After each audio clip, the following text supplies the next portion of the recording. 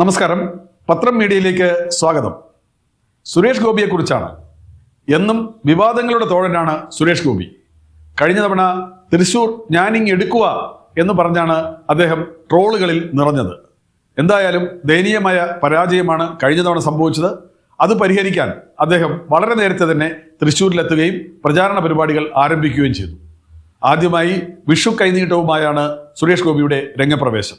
പലർക്കും അദ്ദേഹം പണം നൽകി, ഭാവിയിൽ വോട്ടുറപ്പിക്കാൻ തന്നെ. ഇതിനുശേഷമാണ് തൃശ്ശൂരിലെ പ്രബല സമുദായമായ ക്രിസ്തീയ സഭയെ കയ്യിലെടുക്കാൻ അദ്ദേഹം ഒരു നീക്കം നടത്തിയത്. ലൂർദ് മാതാവിന് ഒരു സ്വർണ്ണ കിരീടം സമർപ്പിക്കുക എന്നതായിരുന്നു ആ കൈക്കൂലി.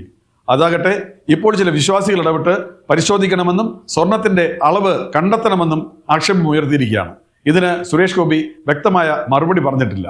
എന്നാൽ വീണ്ടും താൻ 10 ലക്ഷം രൂപയുടെ ഒരു സ്വർണ്ണ കിരീടം മാതാവിന് സമർപ്പിക്കുമെന്നാണ് സുരേഷ് ഗോപിയുടെ ഓഫർ. സർക്കാർ ഓഫീസുകളിൽ കാര്യസാധ്യത്തിന് കൈക്കൂലി എന്നൊരു ഏർപ്പാടുള്ളതായി നമുക്കറിയാം. എന്നാൽ തെരഞ്ഞെടുപ്പ് ഗോതയിൽ കൈക്കൂലുമായി ഇറങ്ങിയിരിക്കുകയാണ് സുരേഷ് ഗോപി. തൃശ്ശൂരിൽ 3 ലക്ഷത്തിനടുത്താണ് ക്രിസ്ത്യൻ സമുദായത്തിന്റെ വോട്ട്, അതായത് 21.4%. മുസ്ലിം വോട്ടുകൾ 2 ലക്ഷത്തോളമാണ്, അതായത് 15.4%. മുസ്ലിം സമുദായത്തിന്റെ വോട്ട് കട്ടായം കിട്ടില്ലെന്ന് ഗോപിയേട്ടൻ അറിയാം. അതുകൊണ്ട് തന്നെ ക്രിസ്തീയ സഭയെ കയ്യിലെടുക്കാനായി ശ്രമം. നമ്മൾ ബന്ധുവീടുകളിൽ പോകുമ്പോൾ ആ വീട്ടിലെ കുട്ടികൾക്ക് പാപ്പം കൊണ്ടുപോകും. അതുപോലെ ഒരു സ്വർണ്ണ കിരീടവുമായാണ് ഗോപിയേട്ടന്റെ പള്ളി സന്ദർശനം. തലയിൽ ചാർത്തിയപാടെ മാതാവിന് ഗോപിയേട്ടന്റെ ഉള്ളിലിരിപ്പ് പിടികിട്ടി. കിരീടം മറിഞ്ഞ് താഴെ വീണു. അപശകുനമെന്ന് വിശ്വാസികൾ. ആരോ മനഃപൂർവ്വം തട്ടിയിട്ടെന്ന് ഗോപിയേട്ടൻ. ഏതായാലും തൃശ്ശൂരുകാർ പൊതുവെ സരസന്മാരാണ്. സിനിമയിലെ പ്രാഞ്ചിയേട്ടനെ പോലെ കാഞ്ഞ പുള്ളികൾ. പള്ളി കമ്മിറ്റിയിൽ കിരീടം ഉറച്ചു നോക്കണമെന്ന ആവശ്യമുയർന്നു. കോർപ്പറേഷനിലെ കോൺഗ്രസ് കൗൺസിലർ ലീല വർഗീസാണ് പണി പറ്റിച്ചത്. കിരീടം പരിശോധിച്ചില്ലെങ്കിൽ ഭാവിയിൽ കുരുക്കാകുമെന്ന് ലീല വർഗീസ് വാദിച്ചതോടെ കമ്മിറ്റിക്ക് ആവശ്യം അംഗീകരിക്കേണ്ടി വന്നു. കിരീടത്തിന്റെ സ്വർണം പരിശോധിക്കാൻ കമ്മിറ്റിയെ വെച്ചു. ഗോപിയേട്ടൻ ക്ഷുഭിതനായാണ് ഇതിനോട് പ്രതികരിച്ചത്. കിരീടം ഉരയ്ക്കാൻ നടക്കുന്നവർ സഹകരണ ബാങ്കിൽ നടന്ന കൊള്ള അന്വേഷിക്കട്ടെ എന്നായി ഗോപിയേട്ടൻ. ആരോപണം നിഷേധിച്ചില്ല. പകരം മാതാവിന് പുതിയ ഓഫർ നൽകുകയായിരുന്നു. ജയിച്ചാൽ 10 ലക്ഷം രൂപയുടെ കിരീടം നൽകും. കേരള രാഷ്ട്രീയ ചരിത്രത്തിൽ ഇത്രയും വിലയേറിയ തെരഞ്ഞെടുപ്പ് വാഗ്ദാനം ഉണ്ടായിട്ടില്ല.